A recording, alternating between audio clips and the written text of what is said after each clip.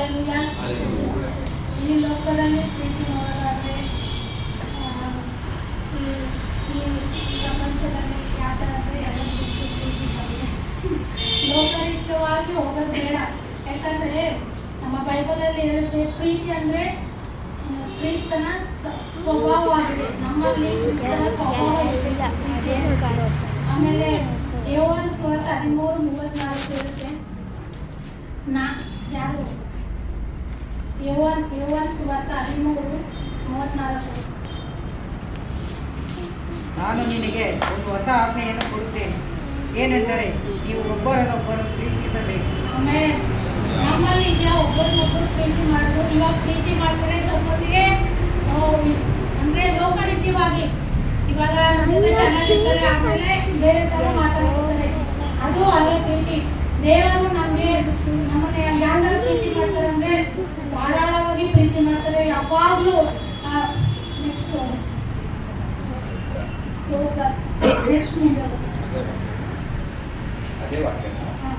ನಾನು ನಿಮ್ಮನ್ನು ಪ್ರೀತಿಸಿದ ಮೇರೆಗೆ ನೀವು ಸಹ ಒಬ್ಬರನ್ನೊಬ್ಬರು ಪ್ರೀತಿಸಬೇಕು ಎಂಬುದೇ. ನಿಮ್ಮೊಳಗೆ ಒಬ್ಬರ ಮೇಲೊಬ್ಬರಿಗೆ ಪ್ರೀತಿ ಇದ್ದರೆ ಎಲ್ಲರೂ ನಿಮ್ಮನ್ನು ನನ್ನ ಶಿಷ್ಯರೆಂದು ತಿಳಿದುಕೊಳ್ಳುವರು ಅಂತ. ದೇವರು ಹೇಳ್ತಾರೆ, ನಾನು ನಿನಗೆ ಹೊಸ ಆಜ್ಞೆಯನ್ನು ಕೊಡ್ತೇನೆ, ಏನಂದ್ರೆ ಅದು ಪ್ರೀತಿ. ಹಲ್ಲೆಲೂಯಾ. ಹೊಸ ಆಜ್ಞೆ ದೇವರು ಕೊಟ್ಟಿದ್ದಾರೆ. ನಾವು ಪ್ರತಿಯೊಬ್ಬರಿಗೆ ನಾವು ಪ್ರೀತಿ ಕ್ರಿಸ್ತನ ಮಕ್ಕಳಾಗಿ ನಾವು ಇನ್ನೊಬ್ಬರಿಗೆ ಪ್ರೀತಿ ಸಾರಬೇಕು, ಪ್ರೀತಿಯಿಂದ ನಡ್ಕೊಳ್ಬೇಕು. ನಮ್ಮಲ್ಲಿ ಸ್ವಭಾವದಲ್ಲಿ ಪ್ರೀತಿ ಕಾಣಿಸಿದ್ರೆ ಇನ್ನೊಬ್ಬರು ಇವ್ರು ಕ್ರಿಸ್ತನ ಮಕ್ಕಳು ಅಂತ ಅವರೇ ಗುರುತು ಹಿಡಿತಾರೆ. ಹಲ್ಲೆಲೂಯಾ. ಅದರಲ್ಲಿ ಪ್ರೀತಿ ತಾಳ್ಮೆ ಅಂದ್ರೆ ಯಾರಿಗಿದೆ ತಾಳ್ಮೆ? ಇವಾಗ ಹಲ್ಲೆಲೂಯಾ. ಯಾರಿಗೂ ಇಲ್ಲ ತಾಳ್ಮೆ. ತಾಳ್ಮೆ ಅಂದ್ರೆ ಇವಾಗ ನಾವು ಇನ್ನೊಬ್ರು ಏನೇ ಹೇಳಿ ನಮ್ಗೆ ಅದು ನಾವು ತಾಳ್ಮೆಯಿಂದ ಅನುಗ್ರಹಿಸ್ಕೋಬೋದ. ಏನ್ ಈ ತರ ಹೇಳ್ತಾರಲ್ವಾ ಅಂತ ಆ ತರ ಅನ್ಕೋತಾರೆ. ಆದ್ರೆ ದೇವರು ಎಷ್ಟು ತಾಳ್ಮೆಯಿಂದ ಕಲ್ವರಿ ಸಿಲ್ವೆಯಲ್ಲಿ ಅವ್ರಿಗೆ ಇದು ಹೊಡೆದಾಗ ಅವ್ರ ದೇವ್ರ ತಂದೆ ಇವರನ್ನ ಕ್ಷಮಿಸು ಅಂತ ದೇವರು ಎಷ್ಟು ತಾಳ್ಮೆಯಿಂದ ತಂದೆಯಿಂದ ಕ್ಷಮಿಸು ಅಂತ ಹೇಳಿದ್ದಾರೆ. ನಮ್ಮಲ್ಲಿ ಆ ತಾಳ್ಮೆ ಇರ್ಬೇಕು ಅಂತ ನಾನು ಹೇಳ್ತೇನೆ. ನಮ್ಮ ಪ್ರತಿಯೊಬ್ಬರಲ್ಲಿ ಹಲ್ಲೆಲೂಯಾ. ತಾಳ್ಮೆ ಅಂದ್ರೆ ಹಲ್ಲೆಲೂಯಾ. ಆಮೇಲೆ ಯೇಸು ನಮ್ಮ ತಪ್ಪುಗಳನ್ನೆಲ್ಲ ಕ್ಷಮಿಸ್ತಾರೆ. ಯಾವ ತರ ಅಂದ್ರೆ ನಾವೇನೇ ತಪ್ಪು ಮಾಡಿ ಅದರಲ್ಲಿ ಪ್ರೀತಿಯಿಂದ ಅರ್ಥ ಆಗ್ತಾ ಇದೆಯಾ? ಹಲ್ಲೆಲೂಯಾ.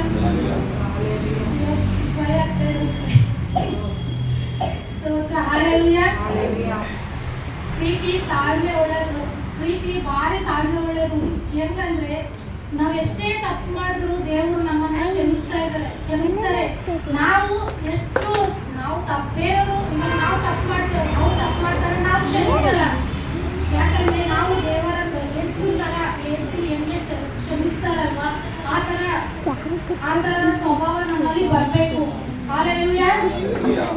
ನಮ್ಮ ಕುಟುಂಬದಲ್ಲಿ ಆಗಿರ್ಬೇಕು, ಸಮಾಜದಲ್ಲಿ ಪ್ರತಿಯೊಬ್ಬರಲ್ಲಿ, ಆಮೇಲೆ ಪ್ರತಿಯೊಬ್ಬರಲ್ಲಿ ಆಗ್ಬೇಕು. ಆಮೇಲೆ ಫ್ರೆಂಡ್ಶಿಪ್ ಅಂದ್ರೆ ಹಲ್ಲೆಲೂಯಾ. ಎಫೆಸರು 4:2 ಹೇಳುತ್ತೆ ಪ್ರೀತಿಯನ್ನು ಒಬ್ಬರನ್ನೊಬ್ಬರು ಓದಿ. ಎಫೆಸರು 4:2 ಪ್ರೀತಿಯನ್ನು ಒಬ್ಬರನ್ನೊಬ್ಬರು ಸಹಿಸಿಕೊಳ್ಳಬೇಕು. ಪ್ರೀತಿಯಿಂದ ಒಬ್ಬರನ್ನೊಬ್ಬರು ಸಹಿಸಿಕೊಳ್ಳಿರಿ. ಆಮೆನ್. ಪ್ರೀತಿಯಿಂದ ಇನ್ನೊಬ್ಬರನ್ನ ಅವ್ರೇನೇ ಅಂದ್ರೂ ನೀವು ಸಹಿಸಿಕೊಳ್ಳಬೇಕು. ನಾವು ಎಷ್ಟು ತಪ್ಪು ಮಾಡ್ತೇವೆ ಆದ್ರೆ ದೇವರು ನಮ್ಮ ತಪ್ಪುಗಳನ್ನೆಲ್ಲ ಕ್ಷಮಿಸಿ ಸಹಿಸಿಕೊಂಡು ಇರ್ತಾರೆ. ಅದರಲ್ಲಿ ಇನ್ನೊಂದು ವಾಕ್ಯ ರೋಮ 15:5 ಒಂದೇ ಮನಸ್ಸುಳ್ಳವರಾಗಬೇಕು. ನಾವೆಲ್ಲರೂ ಒಂದೇ ಮನಸ್ಸುಳ್ಳವರಾಗಬೇಕು. ಹಲ್ಲೆಲೂಯಾ. ನಮ್ಮಲ್ಲಿ ಇದೆಯಾ ಒಂದೇ ಮನಸ್ಸು? ಸ್ತೋತ್ರ. ಎಲ್ಲರಲ್ಲಿ ಒಂದೇ ಮನಸ್ಸು ಇರಬೇಕು. ಅದು ಕ್ರಿಸ್ತನ ಮನಸ್ಸಾಗಿರ್ಬೇಕು. ಇನ್ನೊಂದು ಪ್ರೀತಿ ದಯ ತೋರಿಸುತ್ತೆ. ಹಲ್ಲೆಲೂಯಾ. ದಯ ಅಂದ್ರೆ Hallelujah. ನಮ್ಮಲ್ಲಿ ಮಾತ್ರವಲ್ಲ, ಕಾರ್ಯರೂಪದಲ್ಲಿ ನಾವು ತೋರಿಸ್ಬೇಕು ದಯ. ಇನ್ನೊಬ್ಬರಿಗೆ ನಾವು ಯಾವ ತರ ದಯ ತೋರಿಸ್ಬೇಕು, ಮಾತಿನಲ್ಲೂ ಅಲ್ಲ, ಕ್ರಿಯೆದಲ್ಲಿ ಮಾಡಬೇಕು. ಯೇಸು ಕ್ರಿಸ್ತು ಜನರಿಗೆ ಯಾವ ತರ ರೋಗಗಳನ್ನು ಸೌಖ್ಯ ಮಾಡಿದ್ದಾರೆ, ಪಾಪಗಳನ್ನು ಬಿಡುಗಡೆ ಮಾಡಿದ್ದಾರೆ. ಆದ್ರೂ ಈಗ ನಾವು ಪ್ರತಿಯೊಬ್ಬರ ಮೇಲೆ ದಯ ಮಾತಿನಿಂದ ತೋರಿಸೋದು ಬೇಡ, ದಯದಿಂದ. ಹಲ್ಲೆಲೂಯಾ. ಆಮೇಲೆ ಸ್ತೋತ್ರ. ಪ್ರೀತಿ ಹೊಟ್ಟೆ ಕಿಚ್ಚು ಪಡೆಯೋದಿಲ್ಲ. ಹಲ್ಲೆಲೂಯಾ. ಪ್ರೀತಿ ಹೊಟ್ಟೆ ಕಿಚ್ಚು ಪಡೆಯೋದಿಲ್ಲ. ಇನ್ನೊಬ್ಬರನ್ನ ನೋಡಿ ಹೊಟ್ಟೆ ಕಿಚ್ಚು ಪಡಬಾರ್ದು. ಹಲ್ಲೆಲೂಯಾ. ದೇವರು ಏನು ಹೇಳಿದಾರಂದ್ರೆ, ಒಬ್ಬರು ಮನೆಗೆ ಹೋದ್ರೆ ಆ ಮನೆಗೆ ನಿಮ್ಗೆ ಆಶೀರ್ವಾದ ಉಂಟಾಗಲಿ ಅಂತ ವಾಕ್ಯದಲ್ಲಿ ಇದೆ. ಹಾಗೆ ನಾವು ಇನ್ನೊಬ್ಬರನ್ನ ನೋಡಿ ಆಶೀರ್ವಾದ ಮಾಡಬೇಕು. ಹಲ್ಲೆಲೂಯಾ. ಇನ್ನೊಬ್ಬರನ್ನ ನೋಡಿ ಆಶೀರ್ವಾದ ಮಾಡಬೇಕು. ಅದೇ ಪ್ರೀತಿ, ನಿಜವಾದ ಪ್ರೀತಿ. ಗಲಾಟೆ 5:26 ಒಬ್ಬರ ಮೇಲೆ ಗಲಾಟೆ 5:26 ಅಹಂಕಾರಿಗಳು, ಒಬ್ಬರನ್ನೊಬ್ಬರು ಕೆಡುಕುವವರು, ಒಬ್ಬರ ಮೇಲೊಬ್ಬರು ಮತ್ಸರ ಉಳ್ಳವರು ಆಗದೇ ಇರೋಣ. ಹಲ್ಲೆಲೂಯಾ. ಒಬ್ಬರ ಮೇಲೊಬ್ಬರು ಮತ್ಸರರು ಆಗಬಾರದು. ಯಾಕಂದ್ರೆ ನಮ್ಮ ದೇವರ ಪ್ರೀತಿ ಎಷ್ಟು ತಾಳ್ಮೆ ಉಳ್ಳದು. ಆಮೇಲೆ ಪ್ರೀತಿ ವರ್ಣಿಸದೇ ಆಗಲ್ಲ. ಆಮೇಲೆ ನಮ್ಮಲ್ಲಿ ಕೆಲವೊಬ್ಬರಲ್ಲಿ ಹೊಟ್ಟೆ ಕಿಚ್ಚು ಬರ್ತಾ ಇರುತ್ತೆ. ಆದ್ರೆ ನಾವು ಕ್ರಿಸ್ತನ ಮಕ್ಕಳಾಗಿದ್ದೇವೆ, ಅದಕ್ಕೆ ನಮ್ಮಲ್ಲಿ ಹೊಟ್ಟೆ ಕಿಚ್ಚು ಬರಬಾರ್ದು. ಹಲ್ಲೆಲೂಯಾ. ಇನ್ನೊಂದು ಪ್ರೀತಿ ಒಪ್ಪಿಕೊಳ್ಳೋದಿಲ್ಲ. ಹಲ್ಲೆಲೂಯಾ. ನಿಜವಾದ ಪ್ರೀತಿ ಹೊಗಳ್ಕೊಳ್ಳೋದಿಲ್ಲ, ಹೊಟ್ಟೆ ಕಿಚ್ಚು ಪಡೋದಿಲ್ಲ. ಹಲ್ಲೆಲೂಯಾ. ಯಾಕಂದ್ರೆ ಇನ್ನೊಬ್ರಿಗೆ ನೋಡಿ ಹೊಟ್ಟೆ ಕಿಚ್ಚು ಪಡಬಾರ್ದು. ಅವ್ರಿಗೆ ನೋಡಿ ಅವ್ರು ಯಾವ ಥರನಾಗ ಇರಲಿ, ಆದರೆ ನಾವು ಅವ್ರಿಗೆ ನೋಡಿ ಆಶೀರ್ವಾದ ಮಾಡಬೇಕು. ಇದೇ ನಮ್ಮ ಕ್ರಿಸ್ತನ ಪ್ರೀತಿ ಆಗಿದೆ. ನಾವು ಕ್ರಿಸ್ತನ ಮಕ್ಕಳಾಗಿದ್ದೇವಲ್ವಾ, ನಾವು ಇನ್ನೊಬ್ರಿಗೆ ಆಶೀರ್ವಾದ ಮಾಡಿ ಪ್ರೀತಿಯಿಂದ ನುಡಿಬೇಕು. ಹಲ್ಲೆಲೂಯಾ. ಹಲ್ಲೆಲೂಯಾ. ಫಿಲಿಪ್ಪಿ 2:3 ಓದಿ.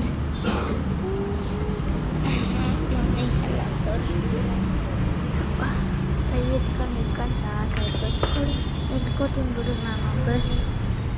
ಪಕ್ಷಪಾತದಿಂದಾಗಲಿ ಒಳನೆನ್ನೆಯಿಂದಾಗಲಿ ಯಾವುದನ್ನು ಮಾಡಲಿ, ಪ್ರತಿಯೊಬ್ಬರು ದೀನಭಾವದಿಂದ ಮತ್ತೊಬ್ಬರನ್ನು ತನಗಿಂತಲೂ ಶ್ರೇಷ್ಠರೆಂದು ಎಣಿಸಲಿ.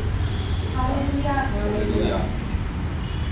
ಇನ್ನೊಂದ್ಸಲ ಫಿಲಿಪ್ಪಿ 2:3 ಪಕ್ಷಪಾತದಿಂದಾಗಲಿ ಒಳನೆನ್ನೆಯಿಂದಾಗಲಿ ಯಾವುದನ್ನು ಮಾಡಲಿ, ಪ್ರತಿಯೊಬ್ಬರು ದೀನಭಾವದಿಂದ ಮತ್ತೊಬ್ಬರನ್ನು ತನಗಿಂತಲೂ ಶ್ರೇಷ್ಠರೆಂದು ಎಣಿಸಲಿ.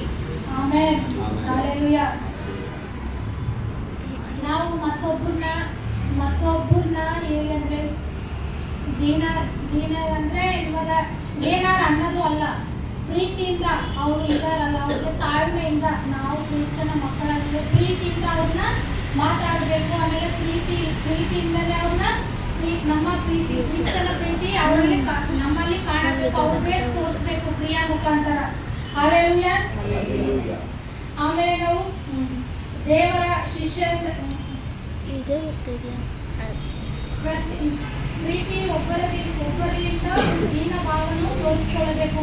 ಪ್ರೀತಿ ಒಬ್ಬರಿಂದ ಒಬ್ಬರು ದೀನ ಭಾವ ಅಂದ್ರೆ ಹಲ್ಲೆಲೂಯಾ. ಅರ್ಥ ಆಗ್ತದೆ ಎಲ್ಲರೂ ಸರಿ. ಸ್ತೋತ್ರ. ಹಲ್ಲೆಲೂಯಾ. ಕ್ರಿಸ್ತ ಯೇಸುವಿನಲ್ಲಿರೋ ಮನಸ್ಸು ಪ್ರತಿಯೊಬ್ಬರಲ್ಲಿ ಇರಬೇಕು. ಹಲ್ಲೆಲೂಯಾ. ಕ್ರಿಸ್ತನ ಮನಸ್ಸು ಪ್ರತಿಯೊಬ್ಬರಲ್ಲಿ ಇರಬೇಕು. ಯಾಕಂದ್ರೆ ಪ್ರೀತಿ ಭಾರಿ ತಾಳ್ಮೆ ಉಳ್ಳದು. ಆ ತಾಳ್ಮೆ ದೇವರಿಗೆ ಮಾತ್ರ ಇದೆ, ಯೇಸಪ್ಪಗೆ ಮಾತ್ರನೇ ಇದೆ ಆ ಪ್ರೀತಿ. ನಮ್ಮಲ್ಲಿ ಪ್ರೀತಿ ನಾವು ತಾಳ್ಮೆ ಉಳ್ಬೇಕಂದ್ರೆ ನಮ್ಮಲ್ಲಿ ಕ್ರಿಸ್ತನು ನಮ್ಮಲ್ಲಿ ಬರಬೇಕಂದ್ರೆ ನಾವು ತಾಳ್ಮೆಯಿಂದ ಇರಬೇಕು. ಯಾರೇ ಬೈದರು ಆಗ್ಲಿ, ಯಾರೇ ಏನಾದ್ರು ಇವಾಗ ನಮ್ಗೆ ಒಳ್ಳೆ ಮಾತು ಹೇಳಿದ್ರು ನಾವು ತಾಳ್ಮೆಯಿಂದ ಇರಬೇಕು ಅಂತ ಹೇಳ್ತಾರೆ. ಹಲ್ಲೆಲೂಯಾ.